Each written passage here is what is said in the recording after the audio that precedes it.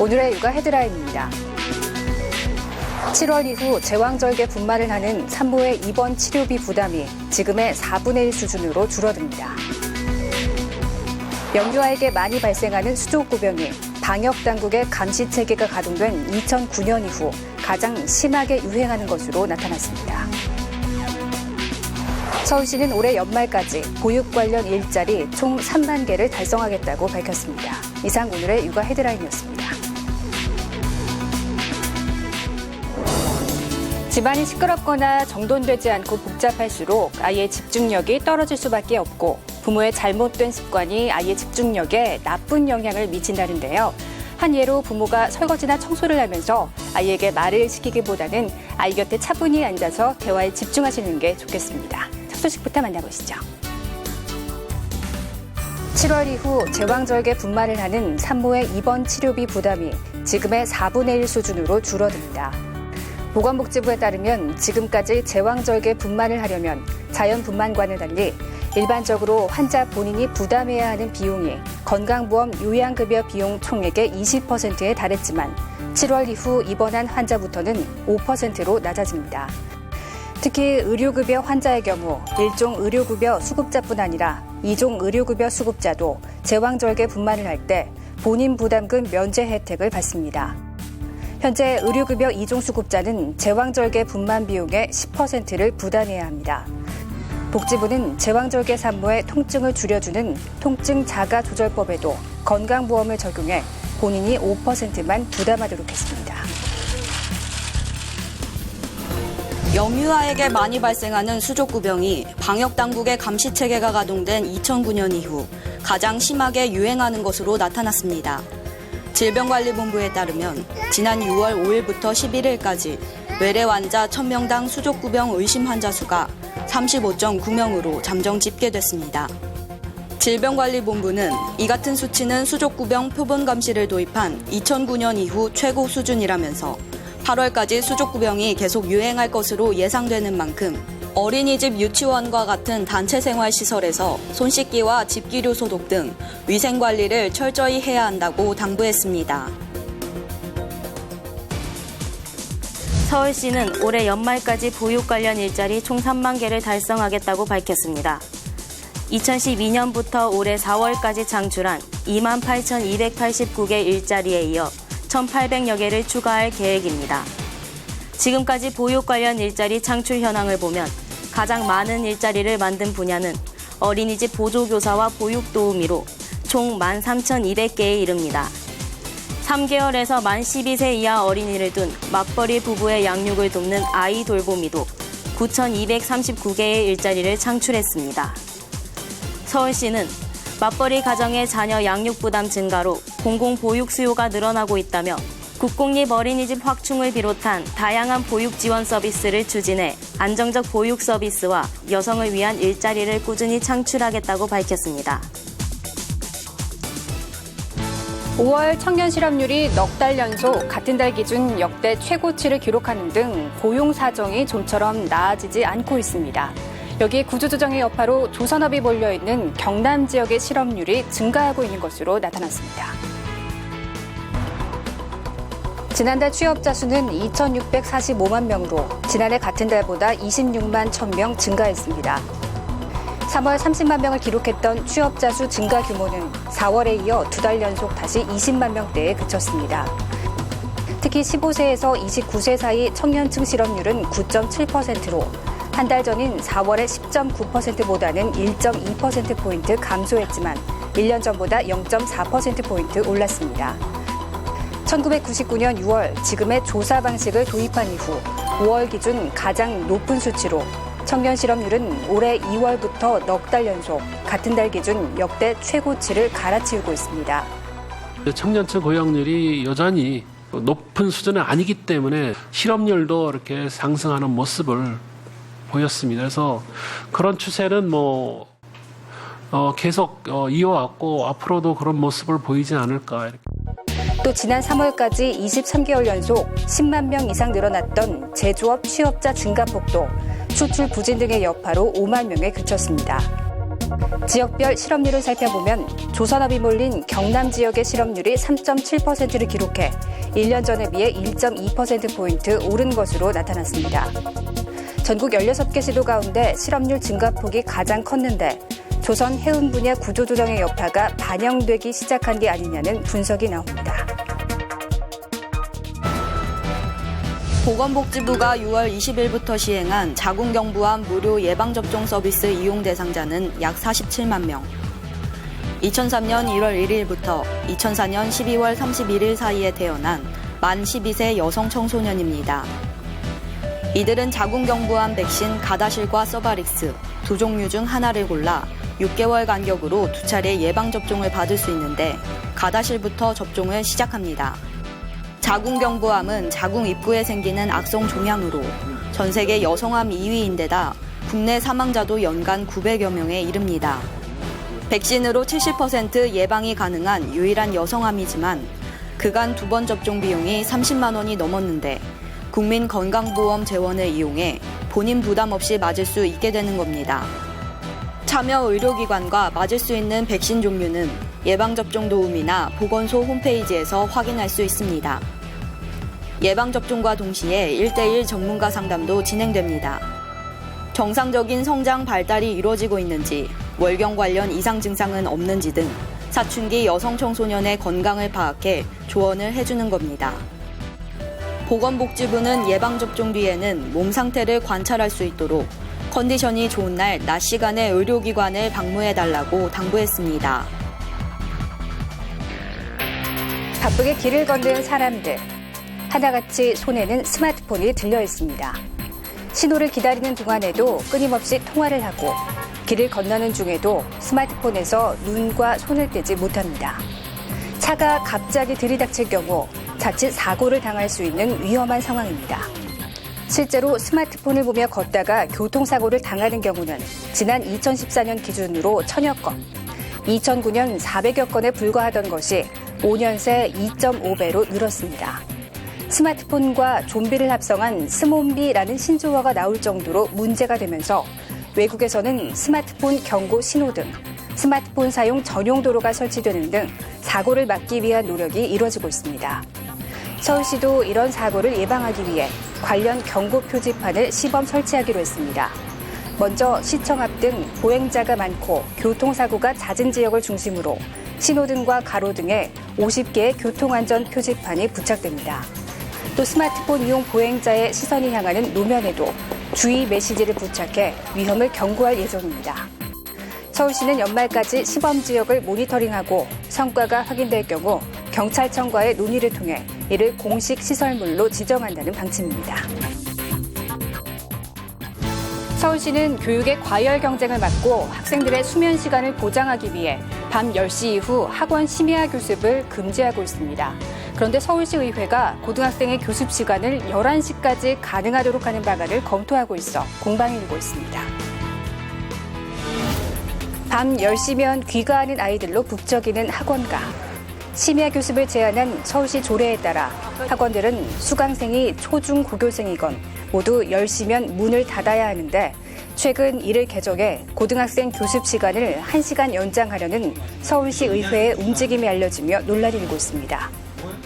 학생들의 발달 단계와 입시 상황 등을 고려해 초등학생은 9시, 중학생은 10시, 고등학생은 11시로 학원 교습 시간을 조정하자는 것. 개정에 찬성하는 측은 현행 규정이 학생들의 학습권을 침해한다고 말합니다. 대학 입시 경쟁이 엄연히 존재하는 가운데 서울시만 학원 교습 시간을 10시로 제한해 학생들의 경쟁력을 떨어뜨리고 있다는 주장입니다. 오히려 서울 지역 학생들이 고등학교 때 학업 성적이 좋지 못해서 일명 아웃서울이죠. 지방으로 내몰리는 경우가 크다합니다. 학교에서도 11시까지 야간 자율학습이 이루어지는데 학원만 10시로 교습을 제한하는 것은 형평성에 어긋난다는 의견도 있습니다. 반대 측은 학원 교습 시간 연장이 사교육 조작, 교육 불평등 심화, 입시 경쟁 과열 등의 부작용을 초래한다고 주장합니다. 안 그래도 학생들의 수면 시간이 권장 시간보다 턱없이 짧은 상황에서 건강권 침해를 가중한다는 지적도 나옵니다. 현재 박호근 의원이 발의한 개정안에 대한 공청회가 진행된 상황. 찬반 양론이 극명하게 갈리면서 교육계가 갈등하고 있습니다. 무더위가 일찍 찾아온 명동 길거리. 한 손에 쏙 들어오는 1인용 선풍기로 더위를 쫓는 사람들을 어렵지 않게 찾아볼 수 있습니다. 사무실도 덥기는 마찬가지. 직장인들도 책상마다 미니 선풍기를 놓고 더위를 이겨봅니다. 더 시원한 바람을 원하는 사람에게는 실외기 없이 얼음을 넣어 사용하는 1인용 미니 에어컨도 인기 상품 중 하나입니다. 이처럼 최근 혼자 1인용 냉방용품으로 더위를 식히는 이른바 혼냉족들이 늘고 있습니다. 한 오픈마켓에서는 지난달 스마트폰 선풍기와 1인용 미니 에어컨 등의 매출이 지난해보다 2배 이상 뛰었습니다. 요새 혼자 사는 고객들이 많아지고 전기세 부담을 많이 느끼면서 가성비가 좋은 1인용 냉방용품을 찾는 고객들이 많이 늘고 있습니다. 다만 크기를 줄이는 대신 시원함이 덜하거나 내구성이 떨어지는 제품도 있는 만큼 자신에게 맞는 제품을 꼼꼼하게 고를 필요도 있습니다. 그래서 간편하게 들고 다니면서 땀 식힐 수 있어서 좋은 것 같아요. 아무래도 이게 작은 기계고 그렇게 비싼 제품이 아니기 때문에 고장나는 제품들도 있고 안 시원한 제품도 있는 것 같아요. 혼자 밥을 먹고 혼자 술을 먹는 요즘 풍속도가 여름을 보내는 모습도 바꿔놓고 있습니다.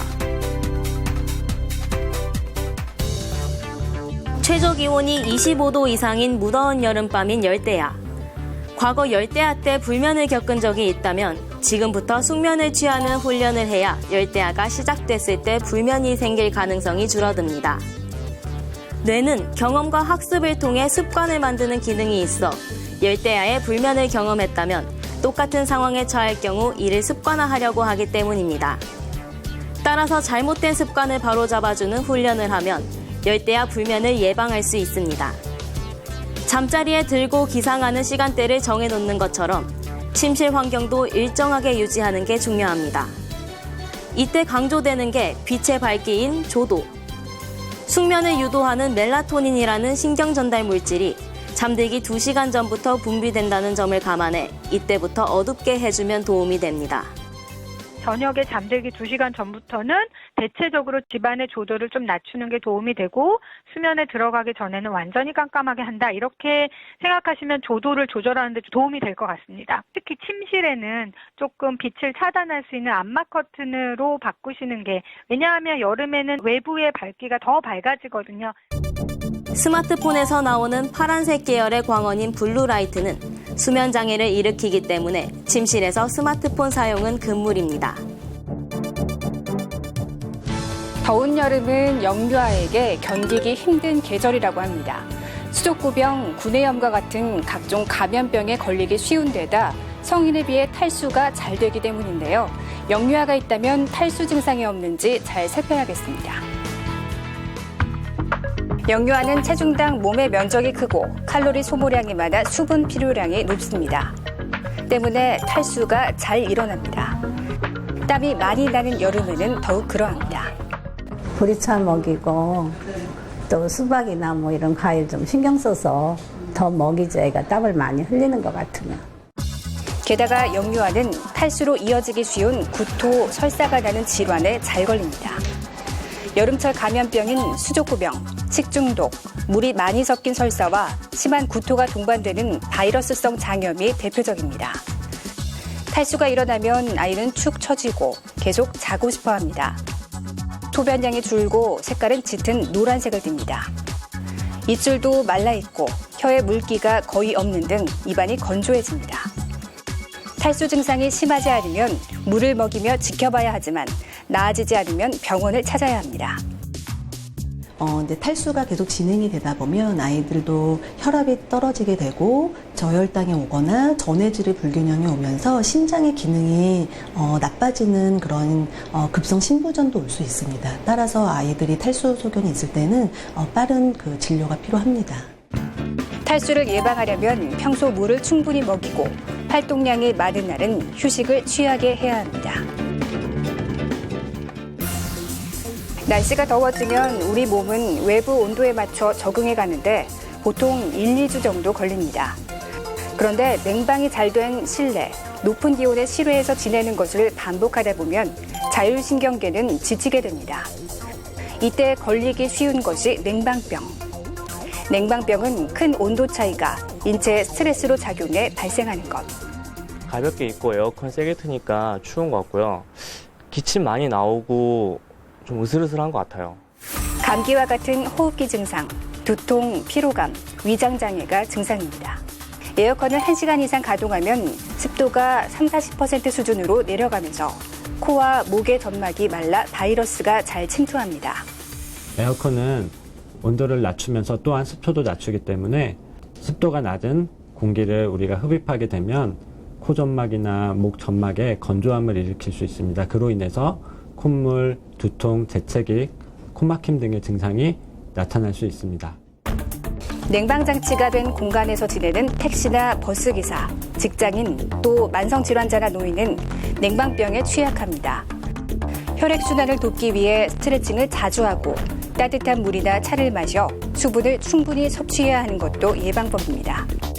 온도 변화에 따른 신체 조절 능력은 5도 내외인 만큼 실내와 외부의 온도차를 5도 정도로 유지하는 것이 바람직합니다.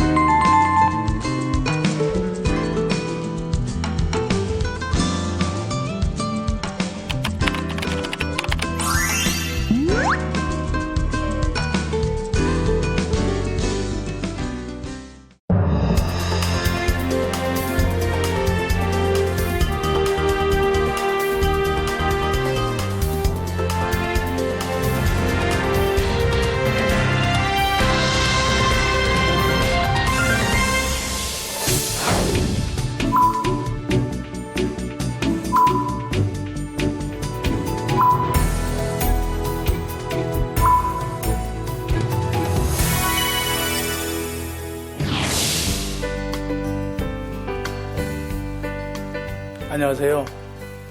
유아방송 시청자 여러분. 저는 실종아동찾기협회 서기원 대표입니다. 시청자 여러분, 1년에 실종아동 신고 건수가 얼마나 접수되는지 알고 계시나요? 18세 미만 아동을 기준으로 1년에 약 2만여 건 정도 됩니다. 경찰 통계에 의하면 지난 5년 동안 집으로 돌아오지 못한 아이들이 약 170여 명 정도가 된다고 합니다. 실종된 아동을 찾지 못하고 장기화되면 가정이 해체로 이어지는 경우가 많습니다. 자녀의 실종은 사람이 견딜 수 있는 한계이다 보니 그로 인해 아픔과 고통을 이겨내지 못하고 자신의 감정을 조절할 수 없는 상황에 처하게 됩니다. 실종된 아이를 찾아다니다 보면 사회생활을 포기해야 합니다. 그로 인한 경제적 악화는 가정의 해체로 이어지고 사회에 대한 불만과 원망과 자신에 대한 죄책감으로 방황의 시간을 보내다가 세월에서 오는 그리움과 고통을 견디지 못하고 자살까지 이어지는 비극적인 결말을 맞기도 합니다. 참 참으로 안타까운 일이 아닐 수 없습니다. 저는 이런 비극적인 결말을 방지하고자 실종 사건에 대한 공소시효를 폐지해야 한다고 생각합니다. 아이가 가정으로 돌아오지 못한 이유는 아이가 범죄와 연관되었지만 사건 당시에 증거나 단서를 찾지 못한 이유에서 완전 범죄가 장기 실종아동 사건입니다. 아직까지 수사로 찾아진 사례가 없다 보니 장기 실종아동들이 왜 어디로 어떻게 실종되었는지 알지 못합니다. 최근 들어 유전자 DNA를 통해서 시설에서 생활하고 있던 아이를 찾은 사례가 있습니다. 그런데 공소시효가 지난 사건이라고 수사하지 않고 마무리를 했습니다. 공소시효는 범인이 범죄를 저지른 이후에 도망다니다가 고통받았다고 하여 형사적 책임을 면해준 것이 공소시효를 만든 취지로 알고 있습니다. 13세 미만 아동 성폭력 사건의 경우에는 공소시효가 폐지되었습니다. 하지만 실종 아동 사건의 경우 범인이 누구인지조차도 확인되지 않았는데 사건에 대한 공소시효가 적용된다는 것은 공소시효의 본질에서 벗어난 것입니다. 실종 사건에 대한 공소시효 폐지를 지난 회기에 입법했으나 결국 개정되지 않았습니다.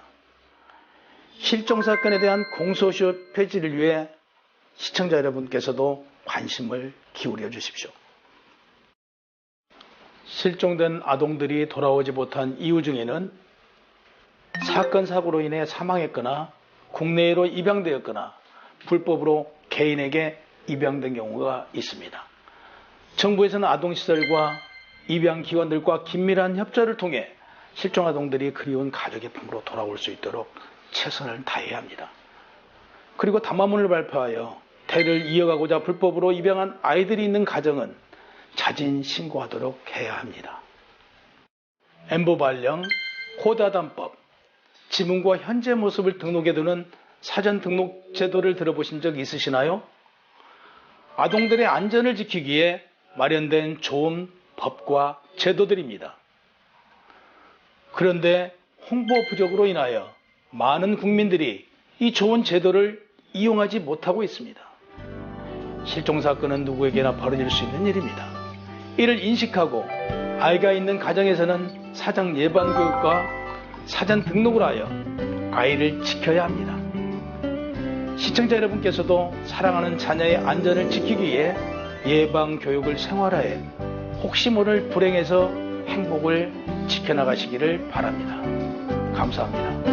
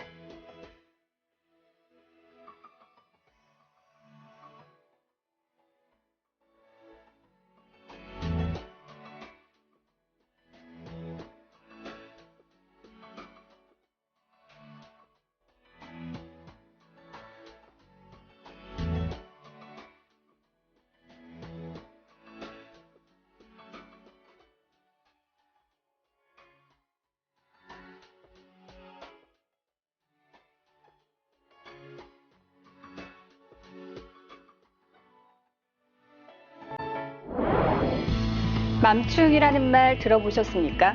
공공장소에서 제멋대로 굴어 남에게 피해를 주는 아이를 방치하는 부모, 즉 아이보다 부모가 문제라는 말을 폭력적으로 표현한 단어입니다. 예절 교육을 거부하는 부모나 이런 부모를 지탄하는 사회적 분위기 속에 아이들의 출입을 아예 막는 노키즈존도 늘어가고 있는데요. 각자의 권리만 주장하며 대립각을 세우기보다는 서로의 입장을 이해하고 배려하는 사회 문화가 자리 잡기를 기대합니다. 육아포커스 마칩니다. 시청해주신 여러분 고맙습니다.